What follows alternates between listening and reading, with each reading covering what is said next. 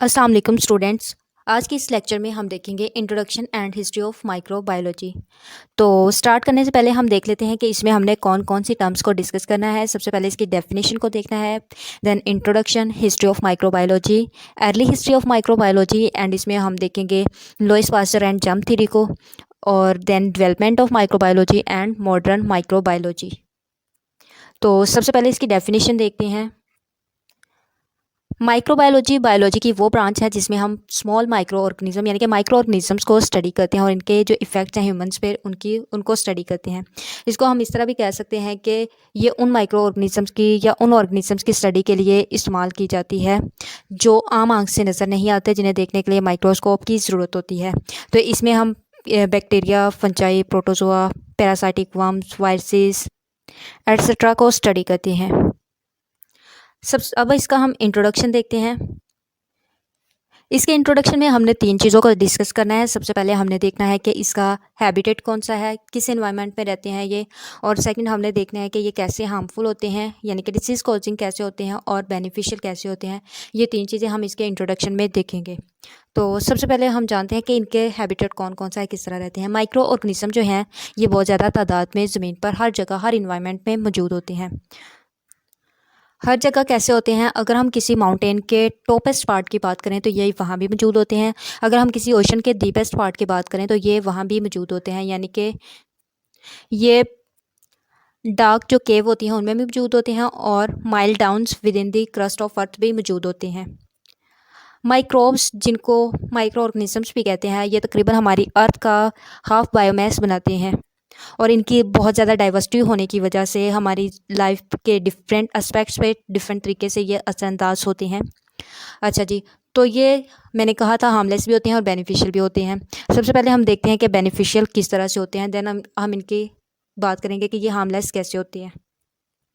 ये न्यूट्रिएंट्स जो हैं उनकी रिसाइकलिंग के लिए बहुत ज़्यादा इसेंशियल होते हैं। कैसे? क्योंकि जो रिसाइकलिंग है न्यूट्रिएंट्स की, ये हम तमाम जो ऑर्गेनिजम्स हैं उनकी बॉडी को बनाती है और इसके अलावा उसमें जो मेटाबॉलिक साइकिल होते हैं, लाइफ साइकिल, उनको ये सस्टेन रखती है। एक बहुत बड़ा इनका रोल है, वो क्या है कि ये हमारा जो क्लाइमेट होता है उसको बहुत ज़्यादा इफ़ेक्ट करती है। कैसे? एक इनका जो ग्रुप है वो ऑक्सीजन को प्रोड्यूस करता है और तकरीबन जो 50% ऑक्सीजन है जिसमें हम ब्रीथ कर रहे हैं और या दूसरे ऑर्गेनिज्म यूज़ कर रहे हैं वो भी माइक्रो ऑर्गेनिज्म से प्रोड्यूस हो रही है। लाइफ की एवोल्यूशन पे भी ये बहुत ज़्यादा असरअंदाज होता है। और जो खुराक हम खा रहे हैं इसमें हम इसको पर्पसली भी ऐड कर सकते हैं या वैसे भी मौजूद होते हैं। पर्पसली ऐड कैसे करते हैं? जैसे हम फर्मेंटेशन प्रोसेस हमने पढ़ा था, उसमें हम ब्रेड मेकिंग के लिए क्या करते हैं, पर्पसली लिविंग ऑर्गेनिजम्स को ऐड कर रहे होते हैं। ये एयर में मौजूद होते हैं जिसमें हम सांस ले रहे हैं, उसके अलावा जो हम पानी पीते हैं उसमें भी मौजूद होते हैं। और अगर हम अपनी ही बात करें तो हमारी स्किन पे तकरीबन 100 बिलियंस माइक्रो ऑर्गेनिज्म कॉलोनीज बना के रहते हैं। इसके अलावा ये हमारे मुंह, नाक, उसके अलावा जो हमारे ईयर्स हैं, थ्रोट है, डाइजेस्टिव ट्रैक है, उसमें भी ये ग्रो करते हैं। इसमें मेजॉरिटी है जो माइक्रोब्स के, उसको हम नेचुरल माइक्रोबायोटा भी कहते हैं। ये जो नेचुरल बायोटा है, माइक्रोबायोटा है, ये बेनिफिशियल होता है। क्यों बेनिफिशियल होता है?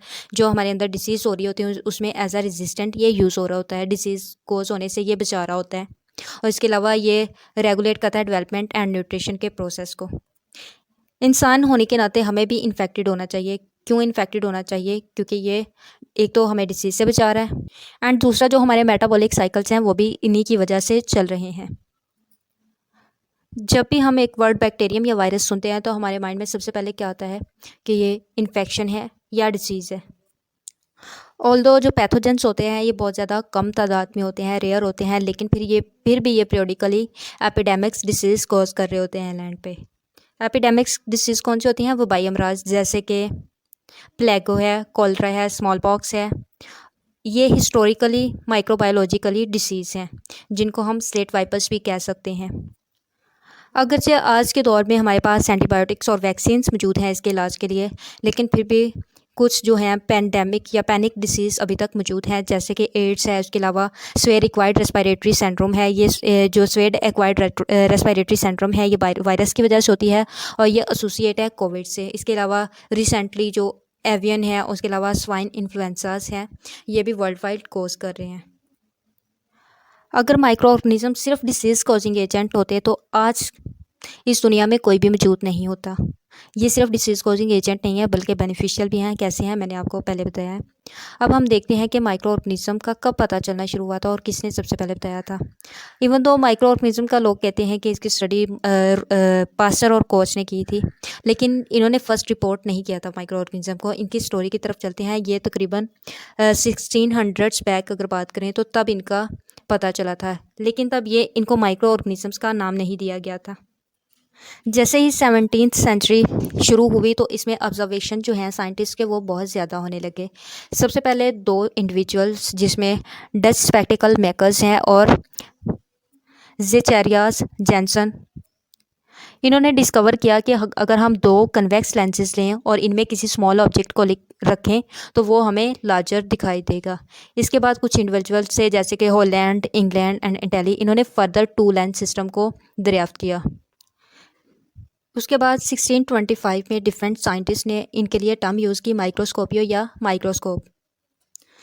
गैलीलियो एक साइंटिस्ट था, उसने क्या किया कि इस सारे सिस्टम को कहा कि ये the glass for spying thing up close, यानी कि ये छोटी चीज़ों को बड़ा करके दिखाने के लिए एक गिलास है। ये जो टू लेंसेज का कॉम्बिनेशन था, इनको कंपाउंड माइक्रोस्कोप और आज की माइक्रोबायोलॉजी है, इसकी बहुत लॉन्ग एंड रिच हिस्ट्री है। इनिशियली ये कंसीडर किया जाता था कि जो माइक्रो ऑर्गेनिज्म है ये सिर्फ इन्फेक्शंस या डिसीज़ कॉजिंग एजेंट है, बट अब हम इसकी प्रैक्टिकल एप्लीकेशंस को भी देख रहे हैं साइंस में। तो इसकी हिस्ट्री में सबसे पहले हम इसकी अर्ली हिस्ट्री को देखेंगे। अर्ली हिस्ट्री में डिफरेंट साइंटिस्ट ने किस तरह वर्क किया, उसके बाद हम इसकी मॉडर्न हिस्ट्री को डिस्कस करेंगे। सबसे पहले अर्ली हिस्ट्री को देखते हैं। तो सबसे पहले किस इंसान ने ऑब्जर्वेशन की माइक्रो ऑर्गेनिज्म पे, ये अभी तक अननोन है, नहीं पता। बट जब माइक्रोस्कोप अवेलेबल थी तकरीबन 1600s के मिड में, एक इंग्लिश साइंटिस्ट था जिसका नेम था रॉबर्ट हुक। रॉबर्ट हुक ने एक ऑब्जर्वेशन किया और इसने ऑब्जर्वेशन किस पे किया? फंजाई पे। इसके बाद 1670s में एक साइंटिस्ट था जिसका नेम था डच मर्चेंट, जिसको सही उसका नेम था एंटन वेन लियोन हुक। इसने एक ऑब्जर्वेशन किया था माइक्रोस्कोपिक ऑर्गेनिज्म पे और इस माइक्रोस्कोपिक ऑर्गेनिज्म को इसने नाम दिया था एनिमलक्यूल। इसकी डेथ तक दूसरे साइंटिस्ट जो हैं उनको माइक्रोस्कोपिक वर्ल्ड का पता लग चुका था, लेकिन इस बंदे को फर्स्ट कंसीडर किया जाता है जिसने हमें एक्यूरेट डिस्क्रिप्शन प्रोवाइड की थी प्रोटोजोआ, फंजाई और बैक्टीरिया के बारे में। इसकी डेथ के बाद जो माइक्रोबायोलॉजी है इसकी डेवलपमेंट जो है एक दफ़ा रुक गई, वो रैपिडली नहीं हुई। क्यों नहीं हुई? क्योंकि उस दौर में एक और चीज़ पर बहस चल रही थी। साइंटिस्ट जो हैं वो डिबेट कर रहे थे जर्म थ्योरी पे, स्पॉन्टेनियस जनरेशन पे, theory of spontaneous generation, sorry. जो ये थ्योरी है, इस थ्योरी के अकॉर्डिंग ये था कि जो माइक्रो ऑर्गेनिजम्स हैं ये किसी लाइफलेस मैटर से बने हैं, जैसे कि बीफ ब्रोथ हो गया। लेकिन ये जो थ्योरी है इसको भी डिस्प्यूट किया गया था, यानी कि डिसएग्री किया था। सबसे पहले किसने डिसएग्री किया था? फ्रांसिस्को रेड्डी ने। इसने कैसे किया था? इसने देखा कि जो फ्लाई मैगोट्स हैं वो जो मीट है, जिस डिकेइंग मीट जो है उससे ये ग्रो नहीं कर रहे, अगर उसको अच्छी तरह कवर किया जाए और प्रिवेंट किया जाए कि किसी और फ्लाई की एंट्री उसमें ना हो। उसके बाद एक और साइंटिस्ट था, इंग्लिश साइंटिस्ट, उसने फिर से advance spontaneous generation theory the, but इसकी थ्योरी को भी डिस्प्यूट किया गया जल्दी ही। डिस्प्यूट कैसे किया गया कि उन्होंने देखा कि जो वाइल्ड ग्रोथ है उसमें कोई भी माइक्रोस्कोपिक लाइफ नहीं बन रही। अब हम देखते हैं Lewis Pasteur and germ theory को। लुईस पास्चर ने मिडल एंड लेट 1800s में वर्क किया। इसने बहुत ज़्यादा एक्सपेरिमेंट्स किए कि क्यों जो वाइन होती है या डेयरी प्रोडक्ट्स होते हैं वो सोरो क्यों हो जाते हैं, खट्टे क्यों हो जाते हैं, और इनके सोर होने के लिए इसने बैक्टीरिया को ब्लेम किया कि ये बैक्टीरिया की वजह हो रहा है। पास्चर ने माइक्रो ऑर्गेनिजम्स की इम्पोर्टेंस बताई डेली लाइफ में, और इसने साइंटिस्ट को ये सोचने पर मजबूर किया कि अगर बैक्टीरिया वाइन को सिक कर सकते हैं तो हो सकता है कि ये इंसान जो है उसको भी बीमार कर सकते हैं। पास्चर ने जो स्पॉन्टेनियस जनरेशन थ्योरी थी सबसे पहले उसको डिस्प्रूव किया, और अपनी हिस्ट्री को सस्टेन रखने के लिए इसने एक एक्सपेरिमेंट किया जिसमें इसने 7 नेकेड फ्लास्क ली जिनको फिल्ड किया ब्रोथ के साथ, और इसने जो फ्लास्क हैं उनको एयर में रख दिया और ब्रोथ को ओपन ही रहने दिया, मतलब ऊपर से कवर नहीं किया फ्लास्क को। जो फ्लास्क थी उनके जो नेक थी वो कर्व्ड नेक थी, वो इसलिए ताकि जो माइक्रो ऑर्गेनिज्म इसमें फॉल करें वो नेक के साथ लग जाएं, अंदर ब्रोथ में ना जाएं। इसके वर्क से ये भी पता चल गया जो माइक्रो ऑर्गेनिज्म हैं वो हवा में भी मौजूद होते हैं जो कि डिसीज़ कॉज कर सकते हैं। फिर पास्चर ने एक थ्योरी दी जिसको जर्म थ्योरी कहते हैं, जर्म थ्योरी ऑफ डिसीज़, जो कि स्टेट कर रही थी कि microorganism are causes of infectious disease यानी कि माइक्रो ऑर्गेनिज्म डिसीज़ कॉज करते हैं। ऑल्दो जो पास्चर है उसने ये थ्योरी दी जर्म थ्योरी, लेकिन वो इसको प्रूफ नहीं कर सकता, वो इसकी थ्योरी अनसक्सेसफुल थी।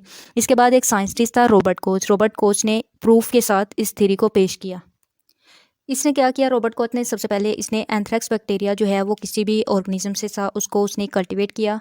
कल्टीवेट करने के बाद उसने इंजेक्ट किया एक प्योर कल्चर में जो बेसिली का प्योर कल्चर था। इस प्योर कल्चर को उसने किस में इंजेक्ट कर दिया, माइस के अंदर। और फिर इसने देखा कि ये जो बैक्टीरिया है वे माइस के अंदर जाके एंथ्रेक्स कॉज कर रहा है। ये जो सारा प्रोसीजर है जो कोच ने दिया था इसको हम कोच पास्टुलेट्स भी कहते हैं। इसके नेक्स्ट डायग्राम में दिखाया गया है, तो वो देखते हैं कि किस तरह से इसने काम किया। इसमें स्टेप 1 में क्या किया कि माइक्रो ऑर्गेनिज्म को ऑब्जर्व किया गया है जो भी सिक एनिमल्स हैं, फिर उसको कल्टीवेट किया गया लैब के अंदर। उसके बाद जो माइक्रो ऑर्गेनिज्म को कल्टीवेट किया गया है उसको इंजेक्ट किया गया किसी दूसरे एनिमल में, और जो जिस एनिमल में उसको इंजेक्ट किया गया उसने उस एनिमल में डिसीज़ कॉज की। जिस ऑर्गेनिज्म में उसको ऐड किया वो ऑर्गेनिज्म सिक हो गया वो एनिमल। उसके बाद क्या किया, इसने रीआइसोलेट किया इसको लैब में। तो ये सारे क्या थे, स्टेप्स थे कोच पास। उसके बाद है development of microbiology late 1800s और जो फर्स्ट डिकेड है 1900s का, इसमें साइंटिस्ट ने बहुत ज़्यादा इस पे एक्सपेरिमेंट्स किए। जब पास्चर और रॉबर्ट कोच ने अपनी थ्योरी को पेश किया, प्रूव किया, उसके बाद इस जो माइक्रोबायोलॉजी की एज है इसको गोल्डन एज कंसीडर किया जाता है क्योंकि इसमें जो डिफरेंट साइंटिस्ट हैं उसमें उन्होंने इन एक्सपेरिमेंट्स की बेस पे डिफरेंट डिसीज़ को आइडेंटिफाइड किया। इन डिसीज़ में कौन कौन सी हैं, निमोनिया है, ट्यूबरक्लोसिस है, मेनिंजाइटिस है, उसके बाद सिफिलिस है, और इसके अलावा कुछ और डिसीज़ हैं, और इनके इलाज के लिए इन्होंने एंटीबायोटिक्स को डिस्कवर किया। लेकिन इस दौर में फिर भी जो वायरसेस की वजह से डिसीज़ हो रही थी उनके लिए कोई ऐसे इंस्ट्रूमेंट्स नहीं थे कि वायरसेस का पता चल सके। तो जब 1940s में इलेक्ट्रॉन माइक्रोस्कोप डेवलप हुई, देन इन्होंने साइंटिस्ट ने इस पर प्रैक्टिस शुरू कर दी, और फिर लैब में वायरसेस की कल्टीवेशन के लिए भी मेथड डेवलप किए गए रैपिडली। उसके बाद क्या हुआ, वैक्सीन तैयार की गई 1950s में एंड 1960s में, और ये किन डिसीज़ के लिए की गई, जैसे कि polio, measles, mumps and rubella, ये भी कंट्रोल में हो गए जब वैक्सीन डिस्कवर की गई, जब वैक्सीन को तैयार किया गया। अब बात करते हैं मॉडर्न माइक्रोबायोलॉजी की। मॉडर्न माइक्रोबायोलॉजी जो है डिफरेंट फील्ड्स में यूज़ होने लगी ह्यूमन अटैम्प्ट की वजह से, जैसे कि डेवलपमेंट ऑफ फार्मास्यूटिकल प्रोडक्ट्स, उसके अलावा use of quality control methods food में एंड डेयरी प्रोडक्शन में, और डिसीज़ कॉजिंग माइक्रो ऑर्गेनिज्म को कंट्रोल किया जाने लगा। और इसके अलावा इंडस्ट्रियल एप्लीकेशन जो है माइक्रो ऑर्गेनिज्म की वो बहुत ज़्यादा होगी। माइक्रो ऑर्गेनिज्म को यूज़ किया जाता था vitamins, amino acids, enzymes and growth supplements को प्रोड्यूस करने के लिए। इसके अलावा मैनी जो फूड्स हैं उनको बनाने के लिए भी माइक्रो ऑर्गेनिजम्स को यूज़ किया जाता है। डेयरी प्रोडक्ट्स को बनाने के लिए भी माइक्रो ऑर्गेनिजम्स को यूज़ किया जाता है। अल्कोहल, ब्रेड्स वगैरह बनाने के लिए भी माइक्रो ऑर्गेनिज्म का यूज़ किया जाता है। और जहाँ पे माइक्रोबायोलॉजी का बहुत ज़्यादा यूज़ किया जा रहा है उसके लिए एक और टर्म हम यूज़ कर सकते हैं, बायोटेक्नोलॉजी। बायोटेक्नोलॉजी क्या था कि हम अपने फ़ायदे के लिए लिविंग ऑर्गेनिज्म का यूज़ करते हैं इंडस्ट्रियल लेवल पर। और इसके अलावा फार्मास्यूटिकल जिसमें जो फैक्ट्रीज़ हैं उन्होंने बहुत डिफरेंट लेवल पे प्रोड्यूस किए इंसुलिन, हार्मोन्स, और इसके अलावा जो एंटीवायरल सब्सटेंस हैं इंटरफेरॉन, इसके अलावा ब्लड क्लॉटिंग के फैक्टर्स जो हैं वो भी, और इसके अलावा clue dissolving enzymes and number of vaccines भी इससे तैयार किया गया। और जो बैक्टीरिया है उनको भी हम इंजीनियर्ड कर सकते हैं, यानी कि खुद प्रिपेयर करवा सकते हैं लैब में। इससे क्या कर सकते हैं, हम रेजिस्टेंट इंक्रीज़ कर सकते हैं इंसेक्ट की, फॉरेस्ट में प्लांट से रेजिस्टेंट जो है उसको इंक्रीज़ कर सकते हैं। और बायोटेक्नोलॉजी जो है इस सेंचुरी में माइक्रोबायोलॉजी की एक मेजर एप्लीकेशन है।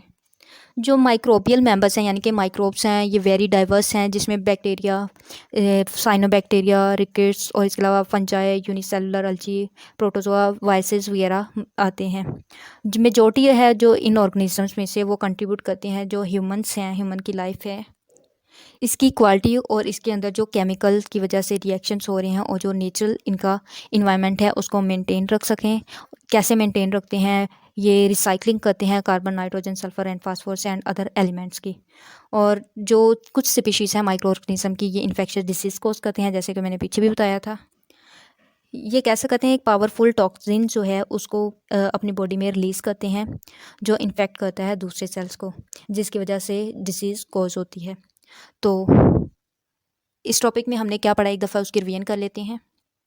हमने इसमें कुछ टर्म्स देखी थी। सबसे पहले हमने इसकी डेफिनेशन देखी थी कि ये बायोलॉजी की वो ब्रांच है जिसमें माइक्रो ऑर्गेनिज्म और इनके इफेक्ट जो हैं ह्यूमन पे उसको स्टडी करते हैं। इसमें क्या क्या आ जाते हैं, bacteria, अलजी, protozoa, fungi and parasitic worm वगैरह आ जाते हैं। उसके बाद हमने इसके इंट्रोडक्शन में देखा कि ये हर इन्वायरमेंट में पाए जाते हैं और तकरीबन ये अर्थ का हाफ बायोमास बनाते हैं और ये हार्मलेस भी हो सकते हैं, इसके अलावा बेनिफिशियल भी हो सकते हैं। हार्मलेस कैसे होते हैं, बेनिफिशियल कैसे होते हैं, ये मैंने आपको बताया। और इसके बाद मैंने नेचुरल बायोटा के बारे में बताया। नेचुरल माइक्रोबायोटा क्या होते हैं, डिजीज रेजिस्टेंट होते हैं और रेगुलेट करते हैं जो डेवलपमेंट और न्यूट्रिशन प्रोसेस होता है।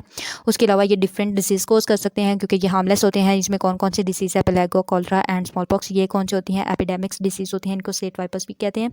और इसके अलावा जो स्वेयर डिसीज़ हैं जैसे कि एड्स हो गया, उसके अलावा स्वेयर एक्वायर्ड रेस्पिरेटरी सिंड्रोम, वो ये भी इसकी वजह से होती है। और इसके अलावा एवियन एंड स्वाइन इन्फ्लुएंजा भी इसकी वजह से है जो रिसेंटली कोज हो रहा है। उसके बाद हमने इनकी थोड़ी सी हिस्ट्री देखी कि 1600s में क्या हुआ, फिर 17th सेंचुरी में डच स्पेक्टिकल मार्कर्स और उसके जो कोलिग्स हैं उन्होंने क्या किया, फिर टू लेंस सिस्टम बना, टू लेंस सिस्टम के बाद माइक्रोस्कोप बनी। फिर इसने हम माइक्रोबायोलॉजी की हिस्ट्री में हमने सबसे पहले देखा कि मिड के 1600s के मिड में जो रॉबर्ट हुक है उसने फंजाई पे कैसे वर्क किया। उसके बाद डच मर्चेंट जिसको फर्स्ट साइंटिस्ट माना जाता है एनिमल क्यूल्स के बारे में इसने बताया और इसने किस तरह से माइक्रोबायोलॉजी में इंपॉर्टेंट रोल प्ले किया। उसके बाद डिफरेंट साइंटिस्ट ने स्पॉन्टेनियस जनरेशन की जो थ्योरी है उसको डिस्प्यूट किया। उसको डिस्प्यूट करने के बाद लुईस पास्चर ने एक थ्योरी पेश की, जर्म थ्योरी, लेकिन ये खुद प्रूफ नहीं कर सका जर्म थ्योरी के। तो इससे क्या हुआ, जो दूसरा साइंटिस्ट था रॉबर्ट कोच, उसने इस थ्योरी को प्रूफ किया और इसको हम नाम देते हैं रॉबर्ट कोच पास्टुलेट। इसके मैंने आपको कुछ स्टेप्स बताए इसके रॉबर्ट कोच थ्योरी के। उसके बाद हमने बात की कि डेवलपमेंट कैसे हुए माइक्रोबायोलॉजी की, इसको गोल्डन एज ऑफ माइक्रोबायोलॉजी क्यों कहा जाता है, एंटीबायोटिक्स कैसे इंट्रोड्यूस हुई और किस तरह। उसके बाद फिर 1940 में वायरसेस के लिए एक इलेक्ट्रॉन माइक्रोस्कोप डेवलप की गई और तब वैक्सीन फिर उसके बाद तैयार की गई जो डिफरेंट जैसे पोलियो है, मम्स है, ये इस तरह की डिसीज़ को कंट्रोल किया गया जो वायरसेस की वजह से हो रही थी। उसके बाद मॉडर्न माइक्रोबायोलॉजी में हम इसके एप्लीकेशंस देखी हमने कि किस तरह से ये विटामिन, अमाइनो एसिड्स, एंजाइम्स और ग्रोथ सप्लीमेंट्स को बनाते हैं और फूड को किस तरह से मैन्युफैक्चर करते हैं। फिर हमने देखा कि बायोटेक्नोलॉजी किस तरह से इसकी मेजर एप्लीकेशन है और जो मेडिसिन किस तरह से ये बना रहे हैं, इंसुलिन, हार्मोन्स वगैरह किस तरह से प्रिपेयर हो रहे हैं और आज के दौर में इनका क्या यूज़ है और किस तरह से डाइवर्स हैं और हमारे लिए ये किस तरह से फ़ायदेमंद है क्योंकि ये रिसाइकलिंग करते हैं कार्बन, नाइट्रोजन, सल्फर और फास्फोरस और दूसरे एलिमेंट्स की। और कुछ जो हैं वो डिसीज़ कॉजिंग एजेंट्स होते हैं और कैसे होते हैं, क्योंकि वो एक टॉक्सिन्स प्रोड्यूस कर रहे होते हैं। Thank you so